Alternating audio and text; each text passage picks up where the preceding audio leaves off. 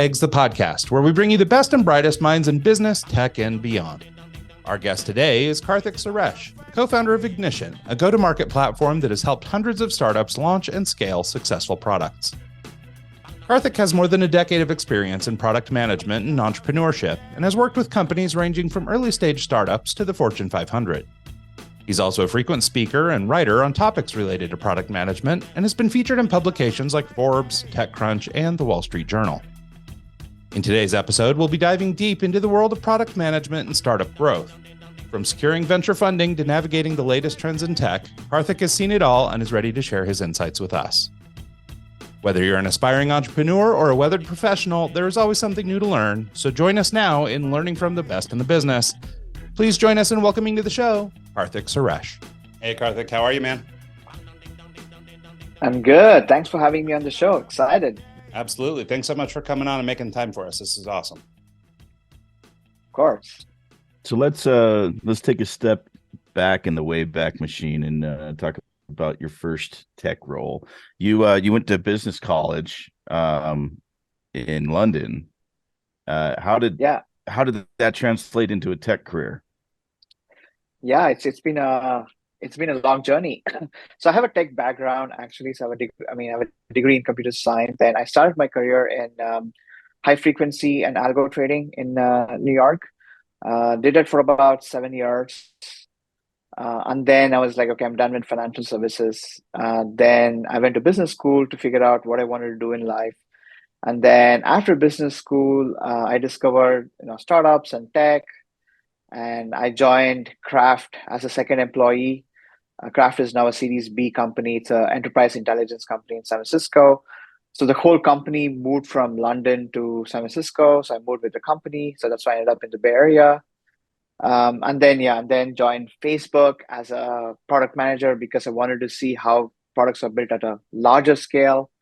And then I'm like, okay, now I want to do my own thing. So I'm building Ignition, which is basically a platform to manage all your go-to-market plans. So it's been quite a journey from financial services in Wall Street to the Silicon Valley. But yeah, excited to talk more about all of these. Yeah. Well, there's a bunch of topics in there, obviously, right? And I think we've got kind of a lot of ground to cover. So I'm not sure where to start, except for maybe with some definitions.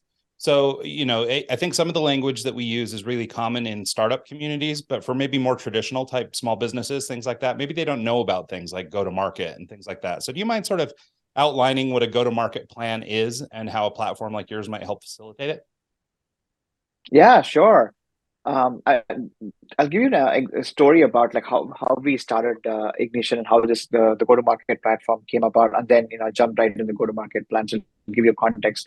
So while I was at Facebook, I was launching all of these devices. There's Facebook Reality Labs is the division of Facebook where you have Oculus and Portal and like bunch of other devices. So it's a hardware division.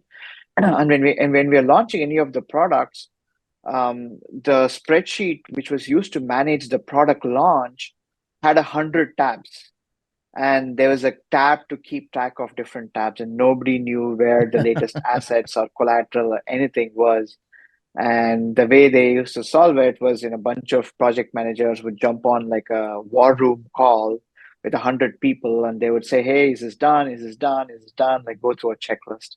And that's how it's like there has to be a better way of managing launches. So that's how Ignition was born. And the other thing is like, whenever you do a product launch, it's almost like you do a launch and you just go party because every launch is a success, right? I mean, there's no accountability. There's not much of a retro on how the launches did. So I was like, okay, there's so many problems to solve. So now coming to like your question, which is like, what's a good go-to-market plan look like? So let's say you've been working on building a product, it's a software product, a hardware product, or kind of any product. There's some fundamental things you need to do before you actually bring that product to the market. So the first thing you need to do is like, okay, hey, who's my audience? Like, who's my target audience? Like, what's the ideal persona I'm going after? For example, for Ignition, our persona is a product marketing manager in software companies, more than 200 employees, focus on software. So that's you need to define your ideal persona. And obviously that comes with a lot of user research. So you need to talk to different people and then figure out where the pain point is the highest. and also where it's like a real pain point and not a vitamin. So once you do the persona research and user research, then you're like doing a market research. Like you need to figure out, okay, who the competitors are in this market, who are the other players in the market. And the reason you need to do that is like, how do you position yourself? Because you need to position yourselves in a way so that you're unique to your persona, so that you stand out in front of your persona. And once you do the positioning, then you need to message your product. Like, how do I message my product in a way where my target audience or my persona actually gets the value prop of what my product is? And then once you do all of this is all a part of these are all different modules in a go-to-market plan. And then once you do all of this, that's when you decide, okay, what channel mix I need to use, which is basically like, where do my target audience live? Do they live on Facebook? Do they live on Reddit? You need to use Google search? Do I need to go to conferences? Like, what are the different channels I need to use to reach my target audience?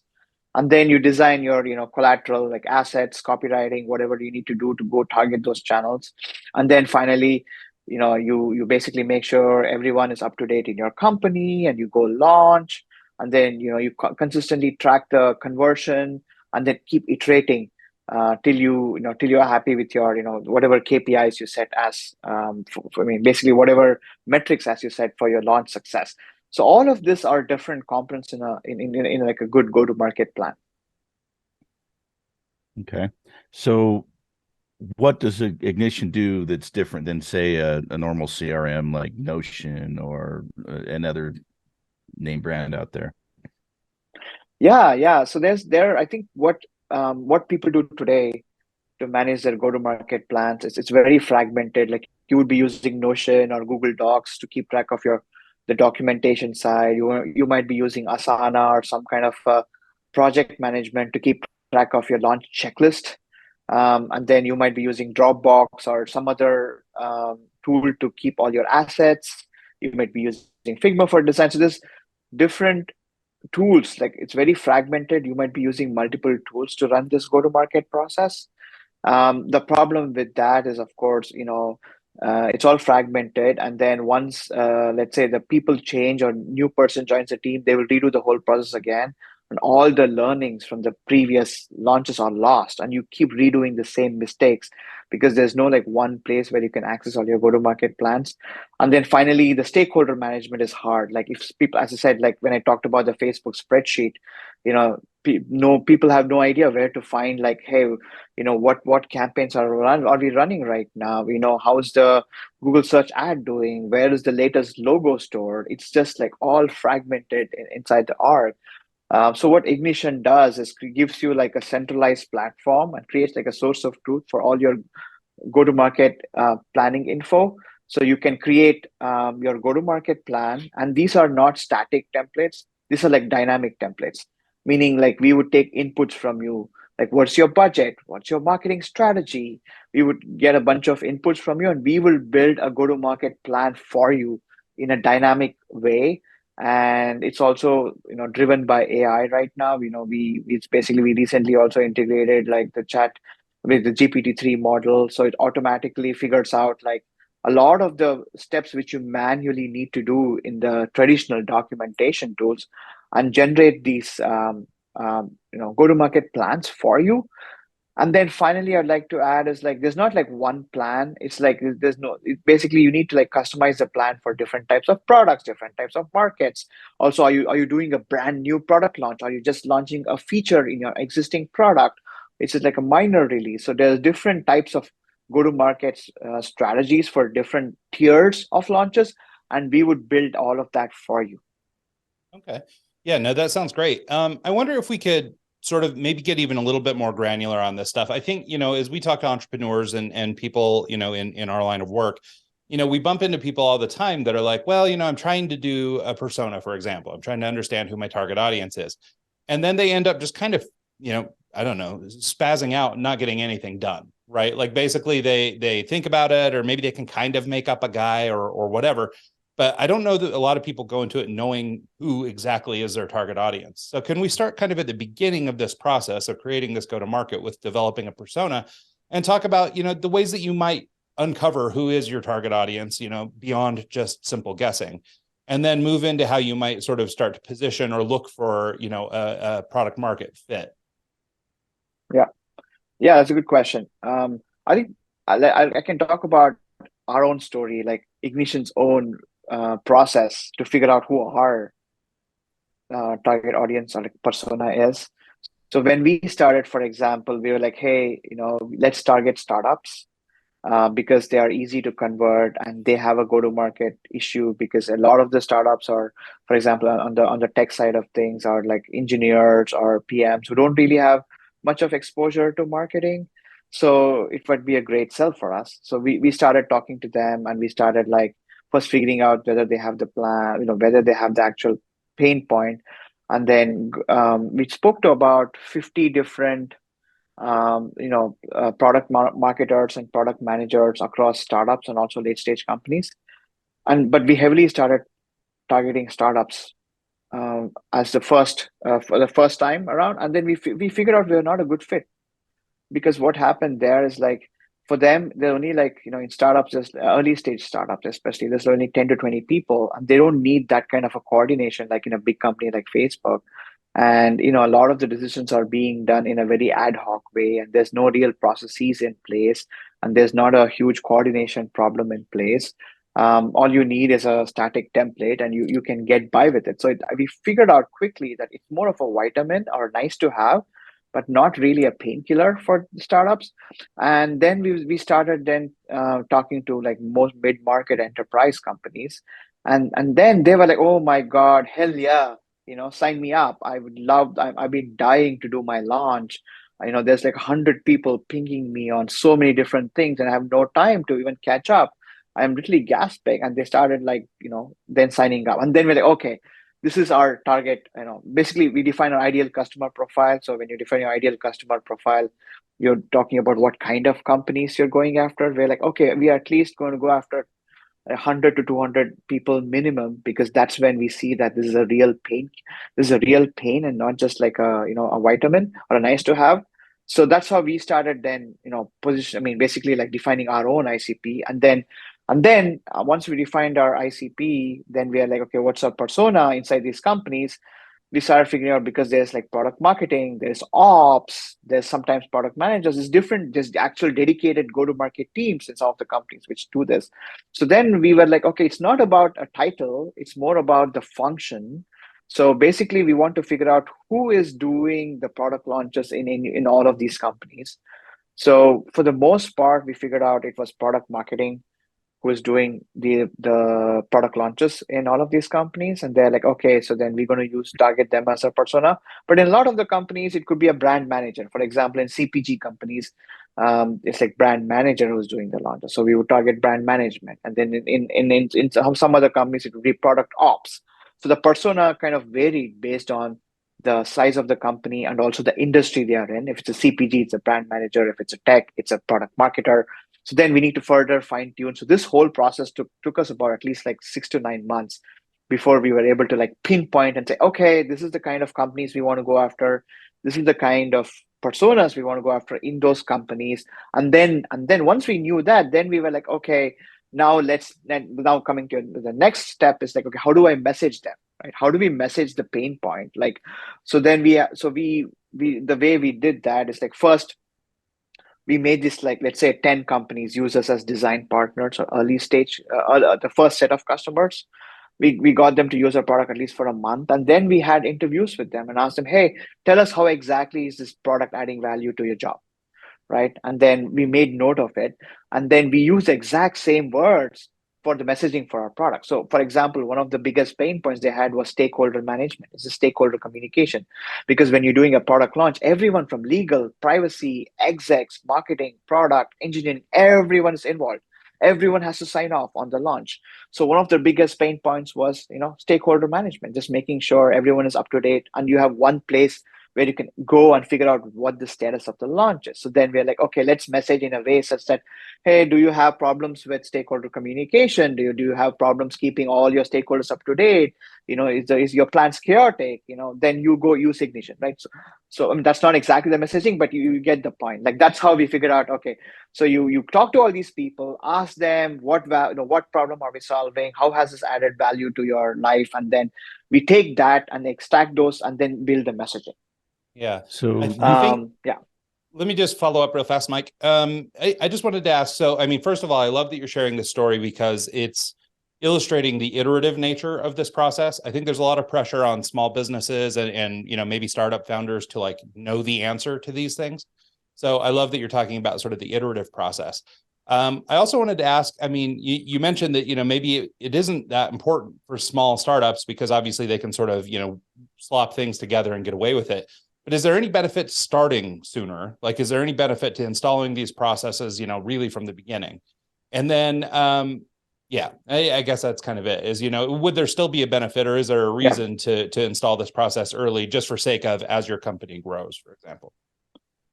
Yeah, absolutely. And that's our long-term thesis. If you see the evolution of this product marketing as a function, for example, like even 10 years ago, for example, there was no concept of a product marketer. A product manager was a new title. And before that, it was all engineering. So this is like engineering and maybe project management. And then product manager then took shape as one of the fastest growing job functions in at least in the tech industry in the last 10 years. And now we see that product marketing as a function is taking off. And the reason is like there's an explosion of tools out there because it's more and more easy. It's easier to build new software, new products, new tech. And so the big thing is like, then how do you differentiate yourself, right? Before, when you could just throw some money on Google ads and you will drive traffic to your site and you're happy with it. But now the thousands and thousands of tools, there's so much competition, the prices have increased because of all the privacy issues which Apple rolled out, for example. So even the ads are way more expensive. So then where do you differentiate? So it all comes down to the way you message, the way you position yourself. It's become increasingly important. So I have this thing where the distribution is at least as important as the product itself. Before, it was like you build an amazing product, people will come. And I would say, no, nobody was going to come unless you figure out how to exactly message and distribute your product. So I think entrepreneurs today are more and more aware of this as a function, as something they have to invest in from the very beginning. So even Ignition's thesis is this going to change then, and we already see that where a lot of the early stage founders are like, hey, we just can't just send an email and call it a launch, or just throw some money at a Facebook ad and call it a launch. We need to have like a more structured, like a go-to-market strategy and a process in order to like really differentiate and position ourselves compared to other competitors. So yeah, I think we see the market slowly changing, and where this is going to become one of the important functions even in like very early stage companies. So let's take a step back and talk about your time at Craft CO. Initially, that product wasn't a supply chain data product. It pivoted 2 or 3 times. It wasn't those pivots based off of what you were seeing from the user data? Can you maybe talk about how you switched from one to the other and why you switched? Yeah, that's a great question. Actually, that's a great story. So my previous company, Craft, so right now it's a Series B enterprise intelligence software company focused on supply chain due diligence. So basically, large manufacturing companies would hire Craft to do due diligence on their smaller suppliers. But when Craft started, we were more like a company intelligence platform, and we were in search of product market fit. So we were actually the first step. We were like, okay, let's sell to hedge funds, because why hedge funds are looking for data on companies, like for example, like jobs data, website traffic data, or employee numbers data, so they can detect the signals to help them trade. So we started selling to hedge funds. It was good because hedge funds, the sales cycle was pretty quick. So they used to buy in like 2 weeks or with less than a month. But the problem was they were really, really demanding as a client, and they used to churn a lot. And so we quickly figured out we're not going to build a long-term sustainable business with hedge funds as our target audience, right? So then we were like, okay, let's go sell to salespeople, because salespeople, they need to do some kind of a lead due diligence. They need to figure out, okay, who raised money in let's say I'm selling some healthcare product. I want to go see all the health tech companies who raised money recently, and who are growing fast, and maybe they are my good prospects. I can go sell to them. So we started targeting them, and but quickly figured out that they won't pay a lot of money. They maybe like they would pay like $50 a month or something, which is never going to be a big company. So then we were like, we got lucky that somebody from a large manufacturing and defense company came to us and said, "Hey, we would really like to use your product." And we were like, "Really? Why and how?" So and then we gave them access to our API to basically it's all it was all the data points on a company, so you could enter a company's URL, and we would give you all the details about that company, like employee financials, website, office locations. Like basically, it's like a company intelligence. And then we quickly figured out that that company was basically using us to do due diligence on the suppliers, because right now they have they have no idea, who the suppliers are, in the sense like they all when they actually hire a supplier, they just depend on their self-reporting, but they have no way to verify the supplier actually has an office in this location X, actually has a 200 employees in location Y, or and they don't get information if a key person, let's say if a CTO of the company leaves, they have no idea about that until like 18 months down the lane. There's a huge disruption in the supply chain, and they're like, "Oh my God, why didn't you guys tell me?" So then that's why they came to Craft, because Craft could help them give those alerts to them even before they could start disrupting the supply chain. And then we're like, wow, this is an amazing, industry for us to target. And then we started talking to a lot more people in the supply chain space, and boom, we found product market fit there. And our target audience became like supply chain divisions in larger manufacturing, defense, all kinds of companies. And today it's like, it's a Series B company valued at $150 million. So yeah, you just need that iterations. You need to persevere. It's very rare that you're going to get it right at the very first time. Some companies do, but I know at least 5 companies, like in the same cohort as Craft. All of them had to like experiment rapidly from different audience, different persona, different industry, sometimes even a slight different product before they actually found the product market fit. And the ones that succeeded and ones that failed, the ones that failed were very adamant about going after a certain persona or industry and just going again and again without trying to experiment. And the one that was successful were ones which easily adapted to the user feedback and the customer feedback. They were listening and constantly iterating, and that made all the difference in the early stage of the company.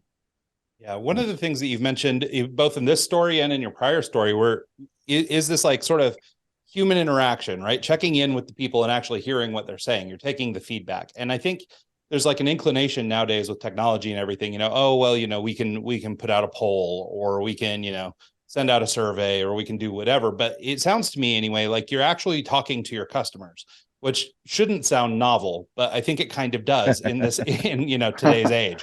And so I wonder if you first talk a little bit about just sort of the importance of developing those relationships and taking those feedback, and when it's good and not to act on the word of a customer, for example. And then also, I don't know if there even is a magic bullet for this, but if you've got any thoughts on just sort of developing a mindset that will allow you to work in an iterative fashion. I think what you're saying is right, that, most people don't get it right the first time, but I think there's a lot of people who have pressure on themselves where it's, if I don't get this right, then I guess I'm just done. Yeah. I mean, it's definitely incredibly hard as a founder, irrespective of what type of business you're running.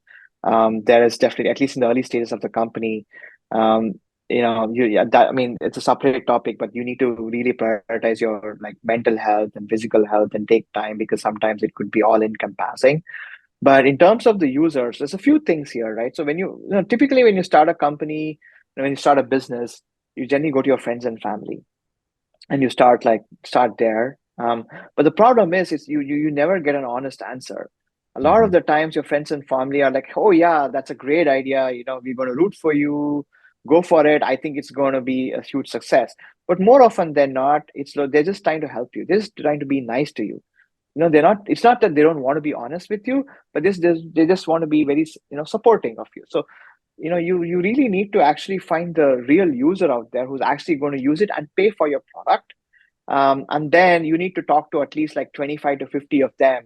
You need to find out, either through your network, or you could give them Amazon gift cards, or whatever it takes to like get them on the call and actually go through this interview process.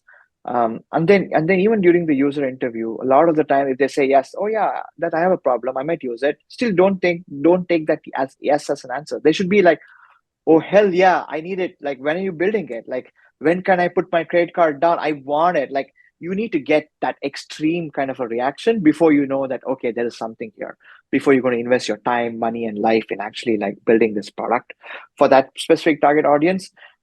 Because as humans, as you talked about relationships, people don't want to be rude or unpleasant. People want to be nice to you. So even if you talk to a stranger, they would be like, oh yeah, I may have a problem. Sure, I may use it. But then you build all that, invest all the time, and then finally put the product in front of them. They're like, they might log in once and they'll never show up again. And then you'll be like, hey, what happened? I just asked you. Like, you said, yeah, you had a problem, and they're like, oh, but it is a problem, but it's not as big of a problem that I actually want to pay for it right now, or they would give some other excuses. So you really need to be very careful in how you actually gauge the interest in your product. So that's like, I would say, the most important part when you're doing it. And then you at least talk like 25 to 50 people, when you think about who your target persona is, and then get hell yeah, or I want this product.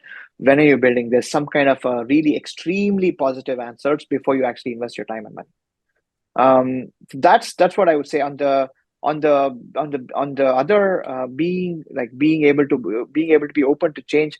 I think it's a little bit of an art more than a science. At the end of the day, as an entrepreneur, you still have to have a strong conviction in what you're building is going to actually, make a big impact on your users' lives. But at the same time, you should also be open for change. So on one hand, you have like the Steve Jobs of the world who are like, I don't listen to users. Users don't know what they want. I'm going to build the best product ever, and then it's going to be amazing. But that's only a very small percentage. In reality, it's like, most of the great successful products comes from like being able to iterate and listen to user feedback. And I would say it's more of for me, it's, are you ready to pay for it? Are you willing to put down your credit card for it? That's when I say, okay, it doesn't matter what you say to my face or what you tell me. It's like when I give you a product or even an MVP, even like a MVP version of the product, it's like, will you put down a credit card? Would you put down even a small, like $10 a month, whatever it is, to actually use it as a pilot? And then I know this is valuable to you. Because if you're not willing to pay for it, then I'm not going to take you seriously. It's very true. What are some major things that people underestimate or overlook during the launch process?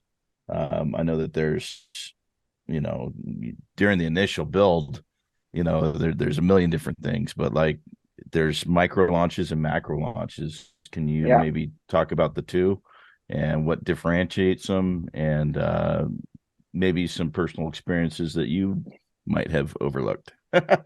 Yeah. For sure. I mean, to be honest, even so, when I was working at a startup and I was a product manager myself, I was like, I'm going to just build the best product and people are going to use it anyway. Like, I don't have to worry about, marketing and messaging as much. But I was wrong, and I learned that the hard way.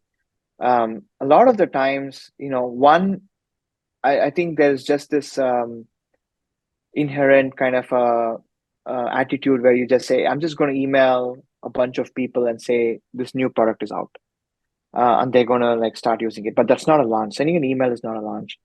You need to have like almost like a multi-prong approach to your go-to-market. You need to make sure that your user sees your messaging in multiple channels, through email, through social media, maybe on Reddit or wherever they hang.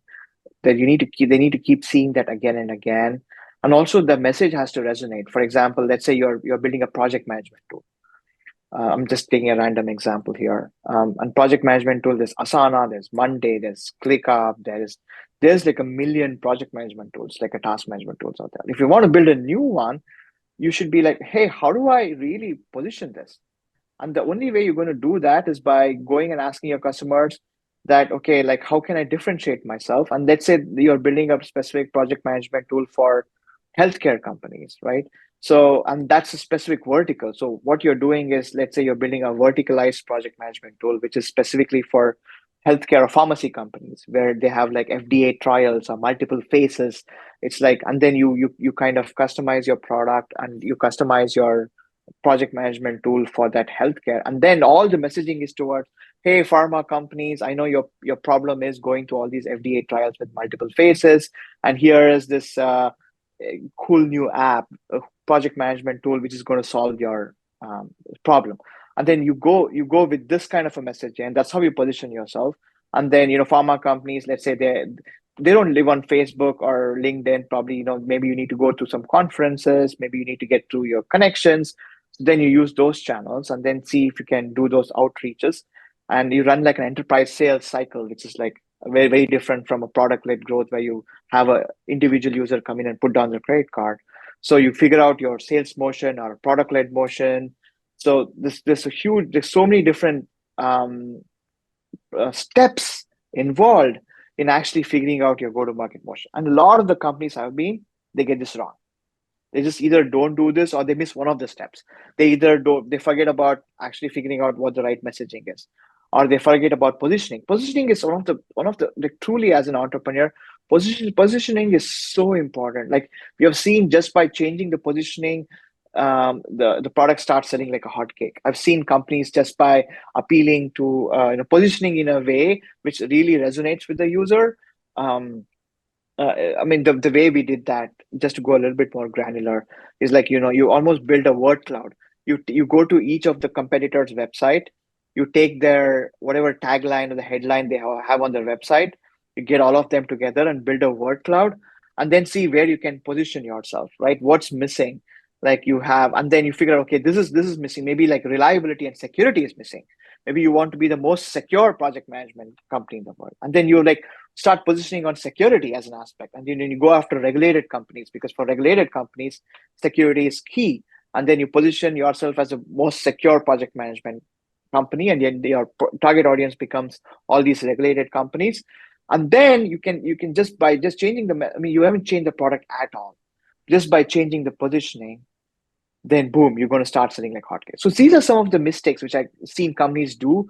They just get frustrated that product is not selling, nobody's using it. A lot of it comes down to just like making sure, are you messaging it correctly, so that are the users understanding the value prop? Are you positioning yourself with respect to the other competitors in the industry? Yeah, no, I think that's super helpful. Yeah. I wonder if we could shift a little bit and talk a little bit about sort of fundraising as part of our growth. And, as it relates to all this stuff, I wonder if we can talk about how like venture capital might affect the product development or product growth process. And I think in my mind, this is sort of now we have an outside voice, we have an outside contributor, somebody's interested in giving input or feedback on the product we're developing. So how does that affect our product growth or our company growth? But maybe you see it differently. I just wonder if you could sort of talk about, the role that venture plays in product development. Yeah. So, you can have a successful company without being venture backed. It really depends on what kind of a company you're looking to build and what's your vision. At the end of the day, like if you think your company can scale a lot, like you can grow. The typical venture model I heard is this framework called 3-3-3-2-2, which when you start with 1 million in revenues for the first year, then you go to 3, 9, 27. Like 3 million in ARR, 9 million in ARR, 27 million ARR, and then 2, which is double. So you're almost like 50 million and 100 million. So by the time you reach 100 million in ARR, you're $1 billion company. So do you have a product and a business model which you can scale in the next 5 years to become $1 billion company? Right? If yes, and if you believe in that potential, then go take venture money, because that's what venture capitalists are looking for. A lot of the times when venture capitalists invest, let's say they have $100 million fund, they invest in like, whatever, 20 companies, and they know that like 15 plus companies are going to fail or not going to do as well. So they just need this 5 companies or 3 companies to like really hit it out of the park. So overall, they can return 2 times to 3 times the fund. So they can return 200 million or 300 million to the LPs who invest in the fund, right? So they're looking for companies which can scale from 3 million in revenue to 100 million in revenue in 5 years and go to $1 billion company. So that's when you're like, okay, I do believe that my product has a potential. We are growing fast, and our target market is huge. It's not like a niche product. It's actually a huge market. So we have all the ingredients required for us to become $1 billion company. So then I need the money because to hire resources, to spend in marketing, to build my sales team and build my engineering team. That's when you go take venture capital, and then you go execute. But at the same time, I see a lot more successful companies by bootstrapping, by not taking as much venture capital, and then maybe even going after a very niche market. Like, I know a company which created a software for all the fitness like gyms in our locality, and they're doing well. I mean, they're making a couple of million in revenue, but they don't have any outside investors, so it's all of that is there. So it's like so many different ways, because when you start taking venture capital, you also gonna start liquid. I mean, basically start get diluted in your own ownership. Every new round, you almost get into this treadmill where you need to raise a seed round. Seed round are typically like $3 to $5 million, and like on a $20 million valuation, and then you go to Series A, which is at 40 million, then Series B, which is 100 to 150. So, but every time your own ownership is getting diluted, and you start getting new board members on your company, and they have going to have a say in how you run the company. So there's all of these other additional things which could actually create bottlenecks. On the other hand, if you have a truly a rocket ship which is going to like scale, then all that capital is going to really help you invest in marketing, sales, engineering. What is required to actually get you to that 100 million in revenues? So you really, as an entrepreneur, the first step is you really need to decide whether you actually want to go the venture route, or you want to build more of a like a sustainable bootstrap business more for the longer term. So, as someone who would prefer the latter, to go the bootstrap route, like myself, I'm in the process of trying to develop a SaaS app for people in the event industry, and it's very hard to do it on your own. Do you need the team? I mean, like, I don't think that I could do it myself. I've been working on it for years, and I'm trying to teach myself how to pretty much do everything, but I don't, without taking out outside money. Yeah. I can't afford to pay a team of people to help. So it's kind of like you're in this catch-22. You have a great idea, but can't really deliver it by yourself. Do you have any input for someone like me? Yeah. So for sure. I mean, I was talking more about like venture fund money, like institutional capital, but a lot of the times people just do an angel round, like friends and family round, and they raise like 100 to 200K, right? So if you can get like a bunch of 5K, 10K checks from like some 20 to 30 people who are your friends and family, or who are some of the high network individuals in your network, and then raise that, and that's still considered bootstrap because you can use that to develop your product and then go to market.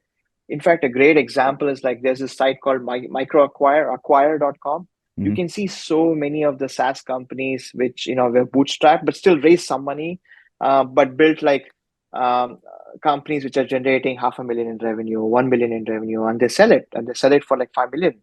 I sell it for 3 million, like on that. And then there's so many. It's almost like a really active marketplace for people buying and selling companies. So there are a lot of people who are doing it out there. But yeah, you're completely right. It's impossible to do it with like zero cash. You definitely need either you need to put in your own money, or maybe you do a friends and family round in your own network and raise just enough money to build your product. If you're building a software product, I'm guessing that's at least going to take you 100 to 200K in you need to do the designs, you need to then build it, and you need to make it robust and like high available in order to like actually get the actual users to use it. So I would say you would do a friends and family round, or put in your own money, and then see if you can grow it even to a few 100K in revenue on your own. And then there's no time pressure. There's no board member. There's nobody like really like knocking on your door. So you can do it at your own pace and build your own company. At that uh, it's almost like a lifestyle business as well. Yeah, that's kind of the route I want to go down. Is I don't like the thought of having a bunch of overlords telling me how to run a business that I started, and so I kind of want to keep it all in house. It's just how much do I want to do myself? So,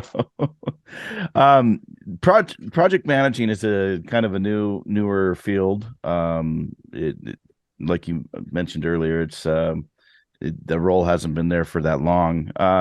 As a project manager, what are some soft skills that you need to be good at? What are some other so like what are some key things that you have to do as a project manager to be successful?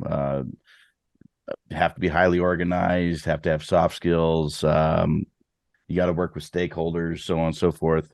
Tell us about the other side of the project management job. Yeah, the trickiest part of project management or even product management or product marketing is like you have so many stakeholders pinging you all the time, and you can't keep everyone happy.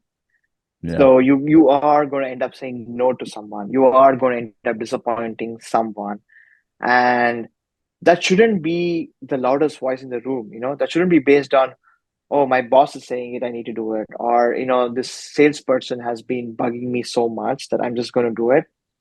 You should have like a more of a very transparent prioritization process where everyone can see and understand why you're prioritizing certain things over others, because I think that's the number one soft skill requires, like stakeholder management. Obviously a huge part of it is just being able to communicate better, being able to like also just empathize better with people, being able to communicate in a very diplomatic way. So instead of saying no, you're just like, oh yeah, I know it's important, but these are based on our company strategy, these are the most higher priorities for this quarter. So maybe we'll consider it in the next quarter, instead of saying, hey, no, it's not going to happen. Like, it's all about how you message it again. It's all about how you communicate it. And also more importantly, it's having this very transparent, like a process, which everyone can see and access. It's just very clearly outlines, okay, these are our company strategy, these are our company priorities for this quarter, coming directly from the CEO and the board, and this is our team's priorities, and these are our customer priorities. So I need to balance all of these, and based off this is why I have this project plan laid out, and we have only these resources and this budget. So in order to make sure we can meet our goals, then I need to allocate it in this way. So unfortunately, probably we cannot get to your request this quarter, but maybe next quarter. So that's the most important part, having like a very clear and a transparent prioritization process, outlining what the KPIs are, what the metrics are, what the priorities for the company, team, and also your customers are.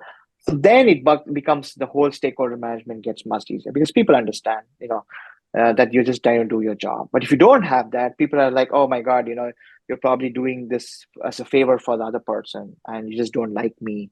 All kinds of wrong misconceptions come into play, and that will lead to a disaster. So it's just how you keep a very transparent project plan in place. Yeah, well, it's I'm such sure an that interesting. Oh, go ahead, Mike. Oh, I was just going to say, I'm sure that the transparency actually helps you manage the stress level as well, because you're not having to play, answer his question, answer his question, answer his question, back and forth, and keep everyone happy. By being transparent with it, it keeps the stress levels down as well. Exactly. And you can just point anyone to that process, or your dog, saying, hey, look, this is the prioritization process. It's not you. That's the priorities. That's what I've been told are the priorities. I'm doing my job. So yeah, 100%. That makes your life so much easier. Yeah.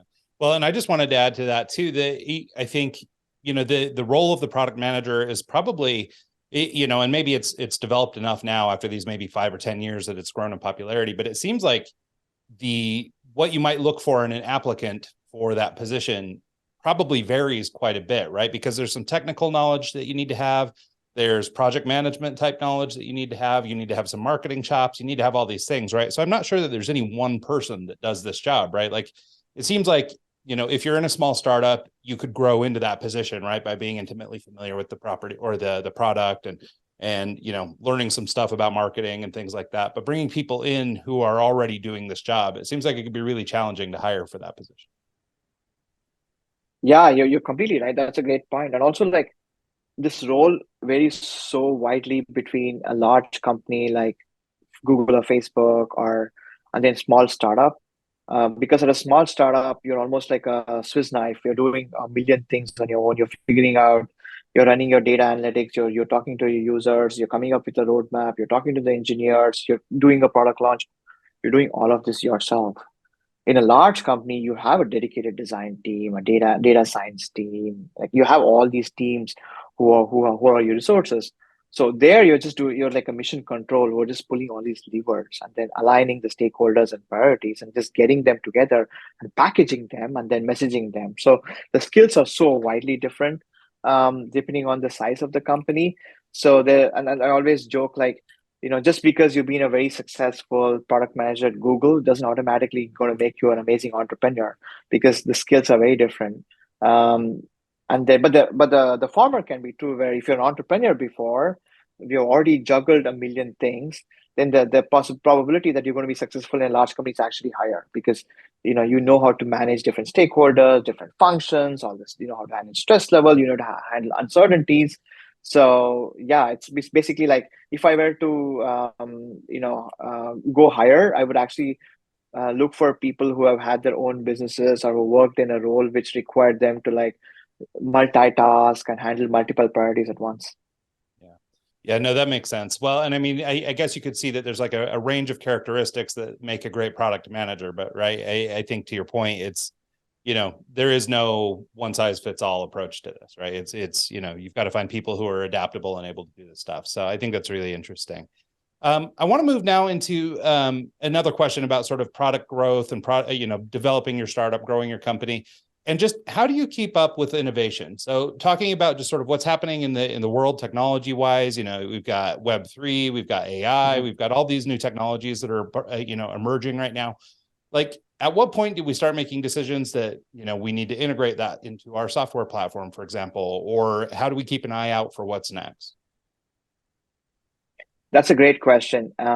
It's also very timely because just yesterday, the GPT-4 was introduced by OpenAI, which is amazing. So I myself, I'm playing with it and looking to see how I can integrate that into Ignition, for example.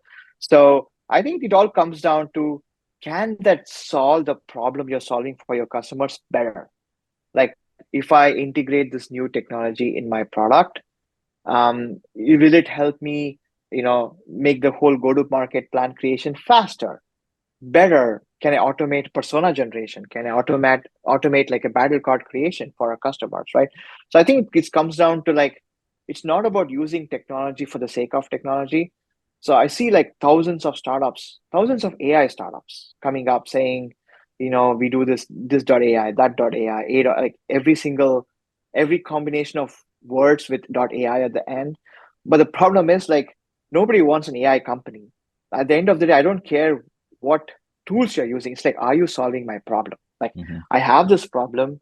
Are you solving my problem? So the companies that are really going to succeed is like, who are working on existing pain points, real problems which enterprises and businesses have or consumers have, and then leveraging these technologies, whether it's AI or something else, to help solve the problem in a better way, more automated fashion, and make it even more smoother and easier for the customers to actually, like, feel that the problem is being solved. So I think that's the lens through which you look at these technologies. Like, I'm already doing something. I have an existing platform, existing company, whatever industry you're in. It's like, by integrating this technology, are there ways I could then, potentially make my solution 10x better? Yeah, I think that makes a lot of sense. And I think that there is a real propensity, especially in young startup companies especially software companies, to sort of grab onto every little piece of tech that's coming along. And, you've talked quite a bit about like project management software. I run a marketing agency. And so we've been through every iteration of project management software, looking for one that would do what we wanted it to do. Right. And it's interesting as you see these software platforms grow and change, you see them grabbing onto these little technologies, it's like, oh, okay, well, now you can put your project on the blockchain, or something. And it's like, do I need that? Like, who's looking for that? Yeah. And so it's really interesting, the point that you make just about sort of, making sure that you're looking through the appropriate lens, because I think so many people are quick to adopt, for the sake of trying to be ahead or trying to, seem innovative or something. But the reality is, if it doesn't actually improve your product, then why bother? Yeah. And if Exactly. it actually makes more work for you in the process, I mean, like some of the CRMs that I've used in the past, it's almost like keeping the CRM up to date is more work than it was in the first place. So why bother doing it? You know what I mean? So yeah, there's a catch-22 in everything. No, yeah, exactly. Like the joke here is like I saw a VC. This person was a SaaS VC on his LinkedIn profile, and then a couple of years later he changed it to Web3 VC, and today he's an AI VC. I'm like, come on! So you don't have a thesis. You're just going to go after the hardest thing.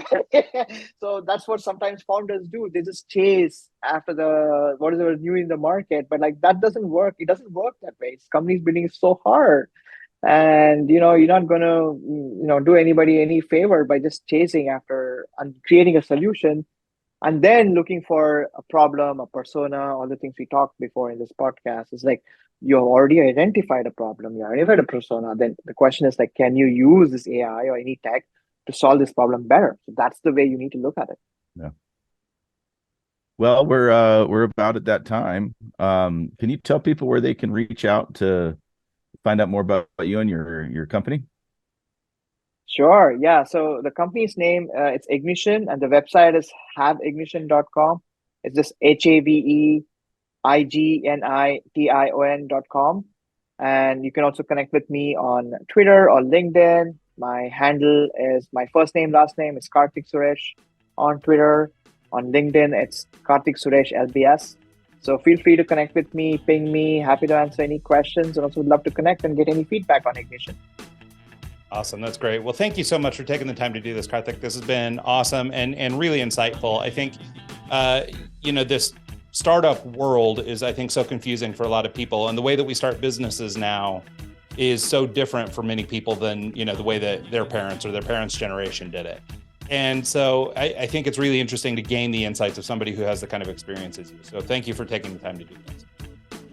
Of course. Yeah, I had a blast. Thank you so much for having me on the show.